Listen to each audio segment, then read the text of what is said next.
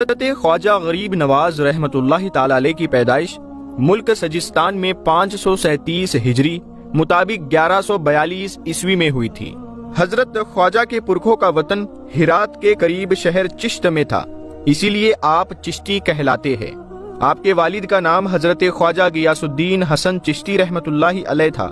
آپ امام حسین رضی اللہ تعالی عنہ کی اولاد میں سے تھے۔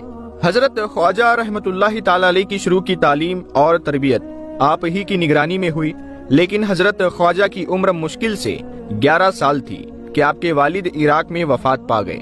حضرت کو باپ کی میراث سے ایک باغ ملا تھا۔ آپ اسی باغ کی آمدنی اور پیداوار سے اپنی اور اپنے گھر والوں کی ضرورتوں کو پورا کیا کرتے تھے۔ ایک دن حضرت خواجہ غریب نواز اس باغ میں بیٹھے تھے کہ ابراہیم قلندر نامی ایک مجذوب اس باغ میں تشریف لائے۔ حضرت خواجہ ان کی عزت کے لیے اٹھ کھڑے ہوئے۔ مجذوب کو آپ کی یہ ادا بہت پسند آئی۔ انہوں نے آپ کے لیے دعا کی، ان کے سر پر ہاتھ پھیرا۔ اسی وقت آپ نے محسوس کر لیا جیسے آپ کا دل روشن ہو گیا ہو، دنیا اور دنیا والوں سے آپ کا دل ہٹ گیا۔ چنانچہ حضرت خواجہ غریب نواز نے باغ اور سارا سامان بیچ کر اس کی رقم کو رشتہ داروں اور غریبوں میں بانٹ دیا اور وطن چھوڑ کر حق پانے کے لیے اٹھ کھڑے ہو گئے۔ آپ وطن چھوڑ دینے کے بعد سب سے پہلے سمرقند پہنچے۔ وہاں آپ نے قرآن مجید حفظ کیا اور دوسرے علم حاصل کرنے میں لگے رہے۔ اس کے بعد آپ قصبہ ہارون میں تشریف لے گئے۔ وہاں آپ حضرت خواجہ عثمان ہارونی رحمت اللہ تعالی علیہ کی خدمت میں حاضر ہوئے۔ انہوں نے آپ کو خاص مریدوں میں شامل کر لیا۔ اسی بیچ آپ نے اپنے پیر کے ساتھ دمشق کا سفر بھی کیا۔ وہاں آپ نے درویشوں کی ایک ایسی جماعت دیکھی جو خدا کے عشق میں مست تھی۔ آپ نے ان سے بھی فائدہ اٹھایا۔ اس کے بعد مکہ معظمہ اور مدینہ منورہ کو روانہ ہوئے۔ اس وقت بھی آپ کے ساتھ حضرت خواجہ عثمان ہارونی تھے۔ حضرت خواجہ عثمان ہارونی کی آپ پر بڑی مہربانی تھی۔ آپ کی پوری تربیت انہوں نے کی، یہاں تک کہ پورا سکھانے پڑھانے کے بعد انہوں نے حضرت خواجہ سے فرمایا، اے معین الدین، تعلیم تمہاری مکمل تربیت کے لیے تھی، تم کو ان تعلیمات پر پوری زندگی عمل کرنا ہے تاکہ قیامت کے دن مجھے شرمندگی نہ ہو۔ حضرت خواجہ عثمان ہارونی کی تعلیمات سے فارغ ہو کر آپ اپنے وطن سجستان واپس تشریف لے گئے اور وہاں سے تبلیغ کے لیے ہندوستان کا رخ کیا۔ ہرات، بلخ، غزنی ہوتے ہوئے آپ دلی پہنچے۔ آپ کو دربار رسول صلی اللہ علیہ وآلہ وسلم سے پہلے ہی ہندوستان کے بادشاہ ہونے کا خطاب مل چکا تھا، لیکن اب ہندوستان ملنے کے بعد 586 ہجری میں آپ رحمت اللہ تعالی علیہ لاہور تشریف لائے۔ یہاں پہنچ کر سب سے پہلے آپ مشہور بزرگ حضرت داتا گنج بخش علی حجویری رحمت اللہ تعالی علیہ کے مزار پر حاضر ہوئے۔ آپ نے یہاں 40 دن تک عبادت اور چلہ کشی کی۔ یہ جگہ آج بھی موجود ہے اور اسے ایک بند کمرے کی طرح محفوظ رکھا گیا ہے۔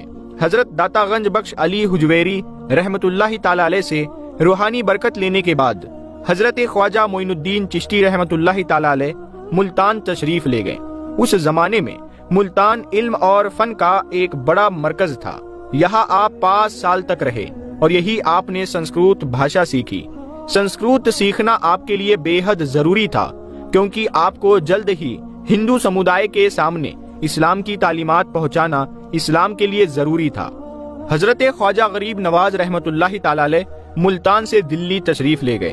دلی میں کچھ وقت رکنے کے بعد آپ اجمیر کے لیے روانہ ہوئے۔ اجمیر شہر کی مختصر تاریخ یہ ہے کہ یہ شہر آگرہ کے پشچمی تاراگڑھ کی پہاڑیوں کے دامن میں واقع ہے۔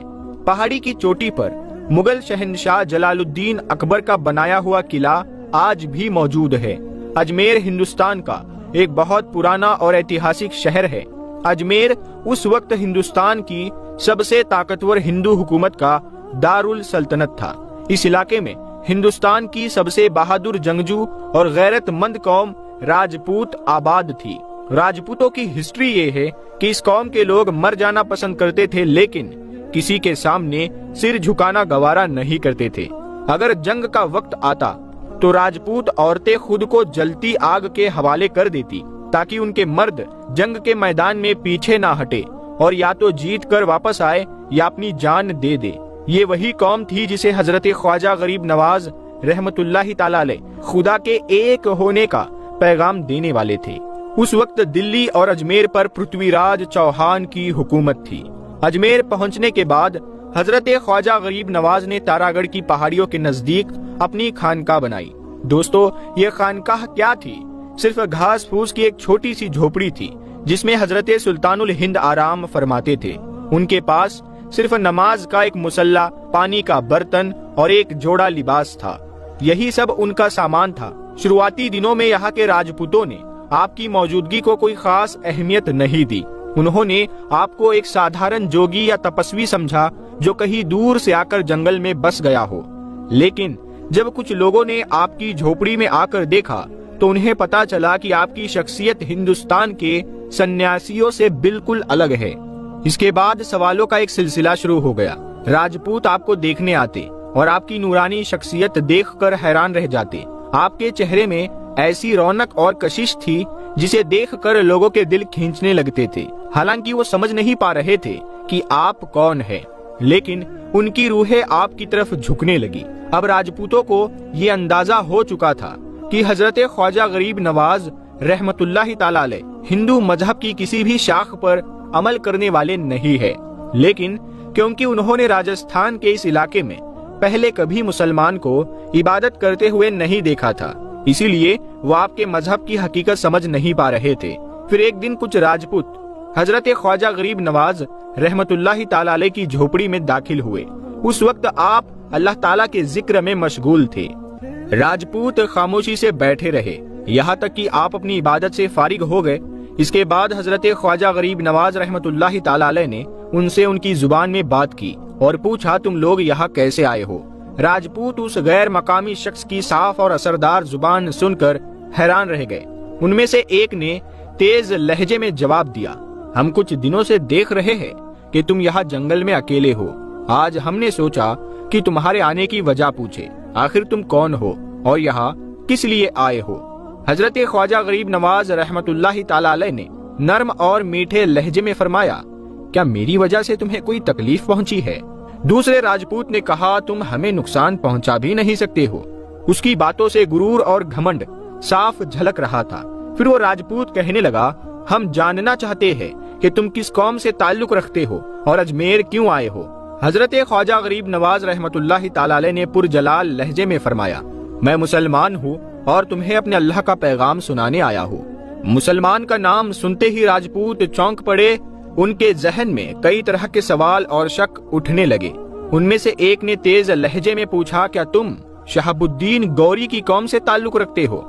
اس کے لہجے میں ساری نفرتیں جھلک رہی تھی۔ خواجہ غریب نواز رحمت اللہ تعالی علیہ نے فرمایا، ہاں، وہ بھی میرا دین کا بھائی ہے۔ آپ راجپوتوں کے لہجے سے سمجھ چکے تھے کہ ان کے دل میں کیا چل رہا ہے، چنانچہ آپ نے بھی اپنی آواز بلند رکھتے ہوئے بات کی۔ دوسرے راجپوت نے کہا، وہ بھی تمہارے اللہ کا پیغام یہاں لے کر آیا تھا، لیکن ہم نے گوری کو ایسا ہرایا کہ اس کا پیغام بھی یہاں دفن ہو گیا۔ خواجہ غریب نواز نے یہ سنا تو آپ کے جلال میں اور اضافہ ہو گیا۔ آپ فرمانے لگے، اللہ کا پیغام کبھی دفن نہیں ہوتا۔ تم سے پہلے یہاں کتنی قومیں آباد تھی، آج ان کے نشان بھی نہیں ملتے۔ اگر پوری دنیا بھی تمہاری ہو جائے، جب بھی خدا کی خدائی میں کوئی فرق نہیں پڑتا۔ شہاب الدین گوری تو ایک مضبوط فوج لے کر آیا تھا، لیکن میں اکیلا آیا ہوں۔ پھر بھی میں تمہیں اللہ کا پیغام سناؤں گا اور تمہیں وہ پیغام سننا ہی پڑے گا۔ اگر تم اپنے کان بند بھی کر لو گے تو تمہاری سننے کی طاقت پھٹ جائے گی، چاہے اس ٹکراؤ میں پورا ہندوستان الٹ پلٹ کیوں نہ ہو جائے، لیکن وہ پیغام تمہارے دل کی گہرائیوں تک پہنچے گا۔ پھر آپ فرمانے لگے، جاؤ اپنے دروازے بند کر لو، اپنے دل و دماغ پر پہرے بٹھا لو، لیکن وہ روشنی کی لکیر ہر بند دروازے کو چیرتے ہوئے تم تک پہنچے گی۔ یہ ایک بڑا دعویٰ تھا، اور وہ بھی ایک ایسے انسان کی طرف سے کیا گیا جو سرکش اور غرور بھری قوم کے بیچ بالکل اکیلا کھڑا تھا۔ خواجہ غریب نواز کی یہ بے باکی راجپوتوں کو ناگوار گزری۔ وہ کہنے لگے، ہم اپنی زمین پر یہ سب برداشت نہیں کریں گے۔ ایک راجپوت نے اپنی روایتی غرور دکھانے کی کوشش کی۔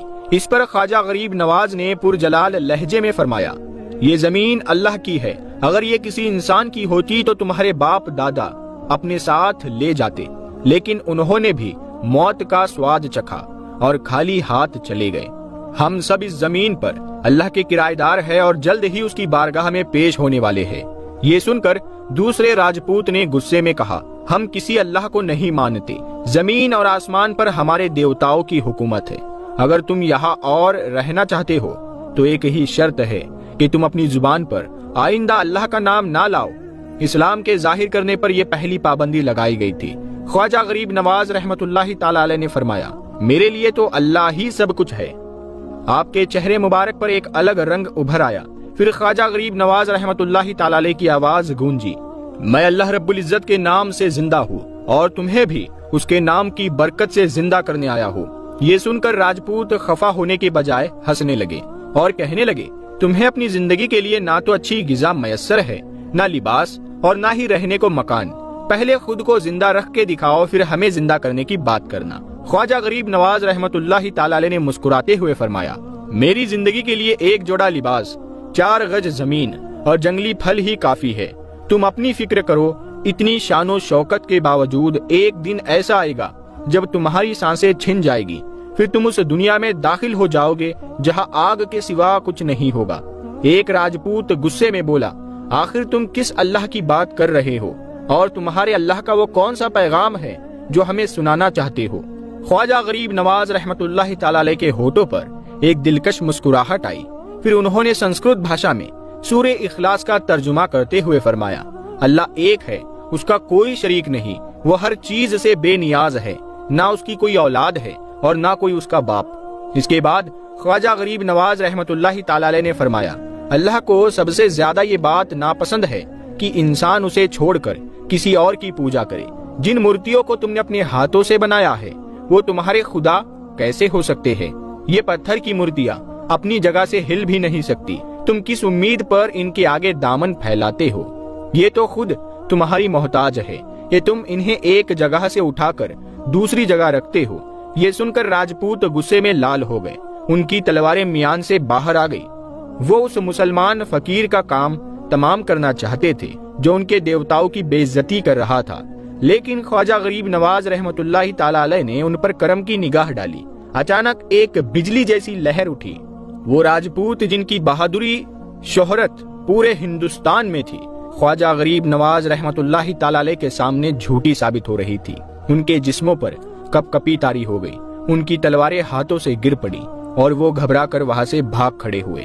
یہ ایک عجیب و غریب نظارہ تھا۔ وہ راجپوت جو کچھ دیر پہلے اپنی بہادری اور شان کے قصے سنا رہے تھے، خواجہ غریب نواز کی ایک نظر بھی نہیں جھیل سکے اور ایسے بھاگ کھڑے ہوئے جیسے کوئی طاقتور دشمن ان کا پیچھا کر رہا ہو۔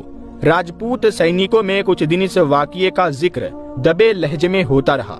پھر وہی راجپوت کی جماعت جو پہلے بھی خواجہ غریب نواز کی روحانی شکتی کا نظارہ دیکھ چکی تھی، ایک بار پھر اسی فقیر جھوپڑی کی اور بڑھے۔ کچھ ساتھیوں نے انہیں مسلمان فقیر کی طرف جانے سے روکنے کی کوشش کی، مگر وہ کہتے ہوئے اپنے گھروں سے نکلے تھے، اس فقیر نے ہمارے دیوتاؤں کا اپمان کیا ہے، ہماری پرمپراؤں کا مذاق اڑایا ہے، ہم اس سے اس کا بدلہ ضرور لیں گے۔ راجپوت اپنے ہاتھوں میں تلواریں پکڑے اور دل میں نفرت اور غصے کا غبار لیے خواجہ غریب نواز رحمت اللہ تعالی علیہ کی جھوپڑی میں داخل ہو گئے۔ اس وقت آپ رحمت اللہ تعالی علیہ نماز ظہر ادا کر رہے تھے اور سجدے میں تھے۔ راجپوت آپس میں کہنے لگے، اسی بے خبر حالت میں اس فقیر کا کام تمام کر دیا جائے۔ انہوں نے تلواروں کو ہاتھ میں لے لیا تھا، مگر اس سے پہلے کہ وہ تلواروں کو باہر نکال پاتے، خواجہ غریب نواز نے سجدے سے سر اٹھایا اور کھڑے ہو گئے۔ راجپوت حیران ہو کر اس مسلمان طریقے کی عبادت کو دیکھ رہے تھے۔ یہ پوجا کچھ الگ تھی، جس میں نہ کوئی مورتی تھی نہ گھنٹی کی آواز۔ وہ اپنے ہاتھ بندھے ہوئے کھڑے تھے جیسے ان کا پورا شریر جمع ہوا ہو، صرف ہونٹوں کی ہلکی ہلکی حرکت ہو رہی تھی جیسے وہ کسی سے باتیں کر رہے ہو۔ پھر خواجہ غریب نواز رحمت اللہ تعالی علیہ قیام سے رکوع میں گئے۔ راجپوت اپنی جگہ کھڑے تھے۔ پھر جیسے ہی خواجہ غریب نواز رحمت اللہ تعالی علیہ نے سجدہ کیا اور زمین پر سر رکھا تو راجپوتوں نے تلواریں کھینچنے کی کوشش کی، لیکن وہ ناکام رہے۔ میان سے تلواریں نہیں نکلی۔ ایک عجیب عالم تھا، جیسے کوئی خوف سے اور ڈر نے راجپوتوں کے دل اور دماغ پر قبضہ کر لیا ہو۔ کچھ دیر بعد خواجہ غریب نواز نے سلام پھیرا اور دعا کے لیے دونوں ہاتھ اٹھائے۔ پھر دعا سے فراغت پا کر وہ راجپوتوں کی طرف مخاطب ہوئے اور کہا، تمہاری مہمان نوازی کے لیے میرے پاس کیول جنگلی پھل ہے، بیٹھو، اپنی کھوئی ہوئی طاقت کو اکٹھا کرو، پھر جو ارادہ لے کر آئے ہو اسے پورا کرو۔